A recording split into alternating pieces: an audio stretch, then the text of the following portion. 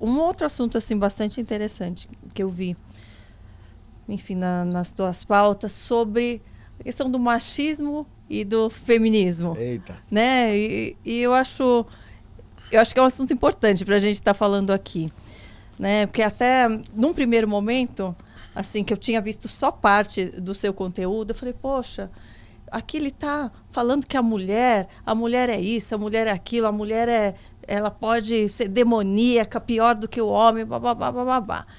E depois eu fui ver o outro lado também, você falando das duas questões. Então, eu acho que a gente não pode, né, tirar de campo uma, levantar uma bandeira sem falar da outra. E eu achei incrível o seu posicionamento com relação às duas partes, porque eu vejo um pouco essa questão do feminismo sendo invertido, né, na nossa sociedade, assim, sendo tão alavancado, né, as mulheres pelos direitos delas e tal, e criando uma rixa com os homens, como se, né, a gente tem que viver em guerra com homens, Sim. sendo que não, né, a gente está buscando por um posicionamento, mas querendo uma guerra, né, sendo que somos seres humanos diferentes, né, criados para ter papéis diferentes, com, né, nosso físico diferente. Então, é impossível você querer se igualar. Você pode se igualar em algumas coisas, mas nem tudo eu acredito que isso é impossível, né? E eu gostaria que você falasse um pouco sobre isso, porque eu gosto da maneira com que você se posiciona e acho importante, né, as pessoas conhecerem. Não está na moda trazer luz sobre a questão feminina, até por causa dos índices. Então eu parto desse pressuposto. Eu já fiz o raciocínio sobre quem o homem é. Então quando eu afirmo, e assim, tem até promotoria atrás de mim, porque não gostaram, né? É como se fosse um mal público, coletivo que eu estivesse fazendo, que perpetua os males cometidos contra a mulher. Mas assim, a gente está pronto para dialogar juridicamente, filosoficamente, teologicamente. Só as pessoas virem e a gente conseguir expressar o que elas não entendem. Então, sobre o homem, eu trabalho há mais de 10 anos com homens. O cálculo está feito. O machismo não mente. Tá aí o resultado. Eu afirmo que a masculinidade é o centro da existência humana, no aspecto sociológico, aspecto social, não no transcendente espiritual. O centro é Deus. Porém, o homem é o centro da existência humana, e quem discorda que consiga responder por que todo o mal descende do homem disfuncional. Se a gente for mapear todo o mal, ele nasce naquilo que o homem deixou de ser, naquilo que o homem negligencia ser, né? E para mim o cálculo é esse: o homem sem Deus é o próprio inferno. Porém, por causa dos índices do machismo, onde a mulher se esconde, né, na minha análise, ela aceitou a prerrogativa que ela pode fugir desse inferno como um anjo. Mas a Bíblia diz que todos pecaram e destituídos estão da glória de Deus. Pastor, é muito forte falar sobre que a mulher tem potencial demoníaco. Gente, potencial não é aquilo que você é aquilo que está em potência. Eu não estou dizendo que a mulher é um demônio, eu não estou dizendo que a mulher... Eu estou dizendo que a mulher tem um potencial demoníaco maior do que o homem. Por quê? Porque no arquétipo histórico, teológico e não teológico, o homem se expressa. O homem você vai ver, a mulher não. Quem discorda tem que mensurar para mim onde está o mal da mulher. Por exemplo, aí o pessoal chega para mim e diz: os dois têm potencial demoníaco. Ok, por que você está me censurando? Porque eu quero mensurar o potencial demoníaco da mulher. Não, fale do potencial demoníaco do homem. Não, já estou falando há 10 anos. Agora me dê liberdade para falar também da mulher. Então, se você não concorda, mostra para mim como o mal feminino se expressa. Onde que está a maldade feminina? Ou a gente vai crer no radicalismo feminista de que se pressupõe que a mulher é um ser moralmente superior ao homem capaz de produzir o mal. Então... em todas as análises que a gente faz, inclusive na criminologia, olha o que a gente acha na criminologia. Autoridades nessa análise. o primeiro problema é que não há mensuração desse mal feminino. E a criminologia parte do ponto, promotores e juízes partem do ponto que essa mulher má, criminosa, ela é como se ela não tivesse volição, arbítrio e vontade. Eu quero fazer o mal. Na criminologia, eles analisam que mundialmente tem esse paradoxo que a mulher só pode ser má se ela surtar ou se ela reagir a um ambiente hostil, a um ambiente machista. Então isso também... Se não pudesse ser intencional, né? Isso também é antiteológico. Porque, por exemplo, vamos lá. Aí me contradisseram falando, mas tem mulher... não falaram isso, né? Mas falou bem assim, mas tem homem manipulativo. Não, mas assim, se você for honesto e analisar de maneira histórica arquétipo feminino e masculino, você vai entender que toda maldade masculina se expressa. E nem toda maldade feminina se expressa, por inúmeros fatores, inclusive o físico. Porque, por exemplo, tem 2 livros que eu indico, Porque Gênero Importa e Garota Exemplar. São livros seculares que analisam a maldade feminina. E tá lá, numa análise psicológica de pesquisa que foram feitas, que a mulher não agride. Por exemplo, fizeram análise em escolas. Os meninos sempre agridem, brigam, mas a briga acaba na briga. Briga hoje, amanhã tá tranquilo. A violência da mulher, ela é simbólica, invisível, subjetiva, e ela atua na morte do emocional e da reputação. Mulheres não agridem fisicamente. Mulheres agridem subjetivamente. Então, nessa minha abordagem do potencial demoníaco da mulher, é que até fisicamente, por não ter recebido de Deus a mesma força, até porque no mandato cultural, como a gente chama na teologia, e o mandato masculino, Deus disse, ainda não criei tal coisa, porque não há quem guarde o jardim e are a terra. Então a nossa força física também é força de provisão e proteção. Isso é significativo para a teologia cristã concernente à masculinidade. E enquanto a mulher vai buscar exercer a força dela de uma forma mais... Ela recebeu de maneira complementar de Deus a sabedoria. Deus disse para o homem, guarde o jardim, fecunde o jardim. Eu falei isso, preguei isso ontem na igreja. Para mim isso é tão relevante, a criação ali, Gênesis 1, Gênesis 2, que Deus criou a mulher para complementar o homem. Para mim, a função doméstica nem feminina é, porque quando ela chega para complementar, ele já está aqui. Então ele tem uma logística sem ela. Então assim, esse bloco onde o homem é força de execução e a mulher é força de sabedoria, ele é líder no ambiente que Deus proveu e ela é líder no ambiente que Deus proveu. E eles se encontram, não são excludentes. O sentido hebraico lá da ajudadora idônea é uma reagente.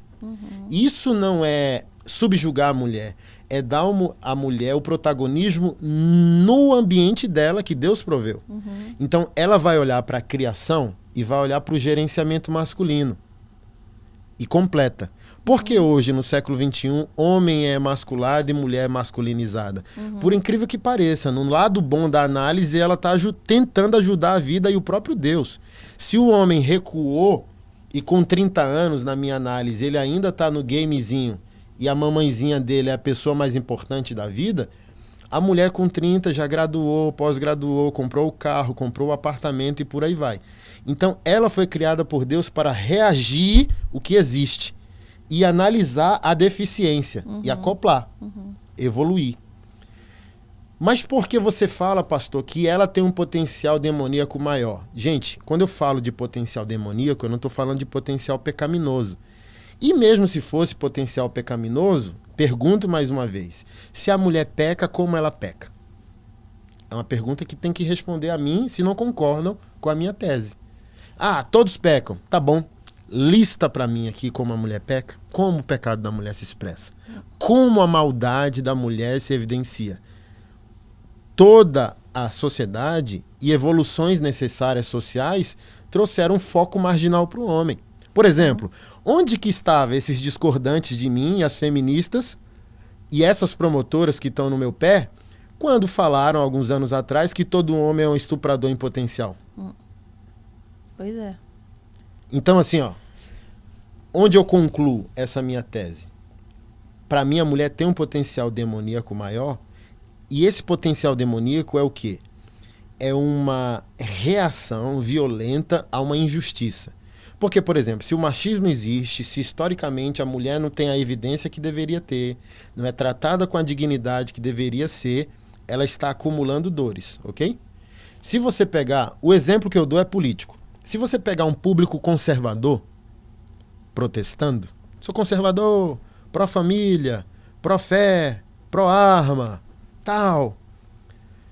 Ele tá com a camisa do Brasil, com a família, criança, velhinho, e quase nada é quebrado. Porque ele não tem a dor do dano. Ele não tem a dor, ele tá... Esse conservadorismo tem por aliado o capitalismo, ele está bem, assim, ele protesta menos, e aquilo que ele protesta é uma coisa ou outra, mas ele está no volante da vida. Já aquela classe que chamam de minoria, tem a dor da alienação, da opressão, da marginalização, da pobreza. A possibilidade de um cara de minoria ser mais violento que um cara de maioria, conservador, é muito maior. Sim, porque ele já está acumulando dentro Porque ele já está dele, acumulando. Então, o que eu chamo de potencial demoníaco é esse impulso por causa da dor. Sim. Tipo assim, ó, estão me alienando há anos. Quando eu estourar, ninguém me segura. Sim. Então, eu não estou dizendo que ela é mais pecadora, sabe? Que o homem, mais maligna. Eu estou dizendo, se ela estourar, meu amigo... Ela é menos impulsiva, né? Ela vai acumulando e vai agindo de uma forma mais... né? Sim. E assim, ó, vamos Escondido. lá, para eu concluir de fato. Esse potencial no homem se expressa com omissão, opressão. Ou o homem cria o problema, ou ele se omite em resolver. Na mulher, é por meio de sedução, manipulação. Todo arquétipo bíblico, Herodias, Jezabel, Eva, não foi o imperativo físico, foi o imperativo da sensualidade e da manipulação. Herodias ali, olha como sua filha dança bem, e chamou a atenção das autoridades. O que você quer? Então ela usou a sensualidade para manipular o contexto, para obter o que gostaria. Para piorar, o pessoal ficou chateado porque eu disse que o problema da mulher disfuncional é a ausência de liderança. Tipo, você está dizendo então que se um homem liderar uma mulher, ela não tem um potencial demoníaco. A gente é o povo da cruz, eu estou falando de redenção. Se você está lidando com um homem que entendeu o evangelho, a possibilidade desse homem ser um equalizador de qualquer situação, inclusive, assim, ó, minha esposa, ela fez a primeira tatuagem com 12 anos. Minha esposa começou a vida sexual ativa aos 12. Quando eu cheguei na vida da minha esposa, ela já era evangélica. Mas todo namoradinho evangélico que ela teve, quis ter relacionamento sexual com ela. Então chega um homem de Deus como um equalizador. Ei, chegou um homem de Deus, e um homem de Deus não chega para perpetuar problemas, ele chega para resolver problemas. Sim. Obviamente que o problema de uma mulher disfuncional é um problema de liderança. E você pega o arquétipo de Jezabel. A liderança que não é equivalente cristocêntrica. E a opressão, né? Que as Que pessoas... é serviço, Exato. que é dedicação. O homem de Deus chegou para doar. Então você pega ali, a gente olha Jezabel, historicamente uma mulher má, uma mulher que não glorificou a Deus, uma mulher violenta e tal. Mas você vai analisar, para mim, essa voz disfuncional de Jezabel é o silêncio do marido dela, de Acabe. Acabe era rei de Israel na época. Ele era esse péssimo marido que não conseguia, no seu amor, santificar parte da jornada da sua esposa. Não era um bom pai, não era um bom rei. 1 Reis, capítulo 20, por exemplo, narra uma situação interessante. E em 1 Reis e 2 Reis tem passagens relevantes. Primeiro, com o filho de Jezabel, Jeú, general de Israel, chega até o filho de Jezabel e o filho pergunta: é de paz esse nosso diálogo? Aí Jeú fala bem assim: como a gente pode falar de paz enquanto a tua mãe vive? Olha o peso desse problema. Em outra passagem, reis pagãos chegaram para Acabe e falaram: queremos tua casa, teu ouro, tua prata, teus filhos, tuas mulheres. Aí Acabe disse, seja feita a tua vontade. Aí os anciãos chegaram e disseram, não ceda, é necessário fazer guerra, é necessário se posicionar. Aí o rei perguntou, quem vai fazer? Você! Então assim, ó, você olha para uma mulher que virou um arquétipo histórico de malignidade, mas quando você vai lá atrás, o problema também é fomentado e reverberado por aquilo que o marido não é. Não é. Entendeu?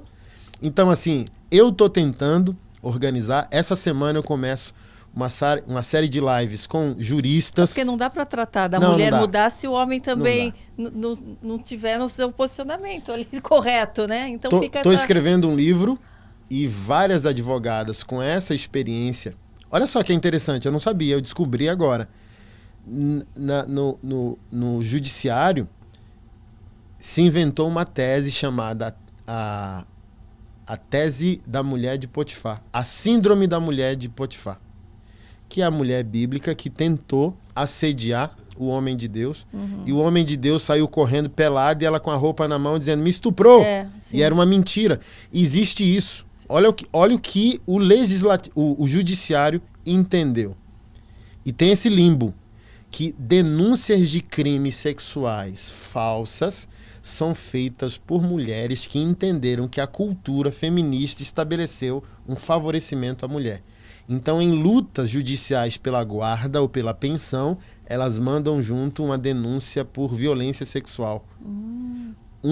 Uma advogada conhecida nossa em Brasília falou, o cara tá preso há 2 anos, a mãe fez a filha falar que foi violentada e a criança quer ir a juízo para dizer que mentiu e a mãe não tá deixando. Então, assim, ó, gente, qual é a equação?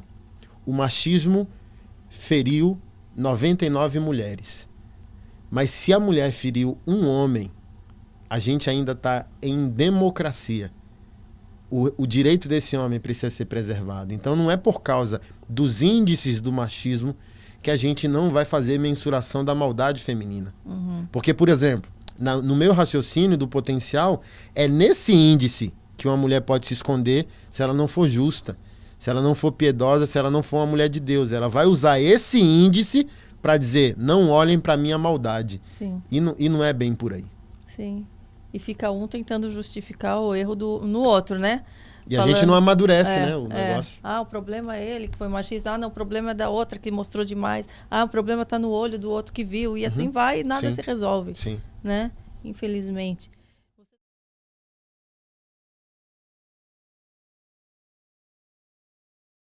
Incrível esse trechinho, não é? Então imagine o bate-papo completo. Clique aqui no link para conferir e eu espero todos vocês.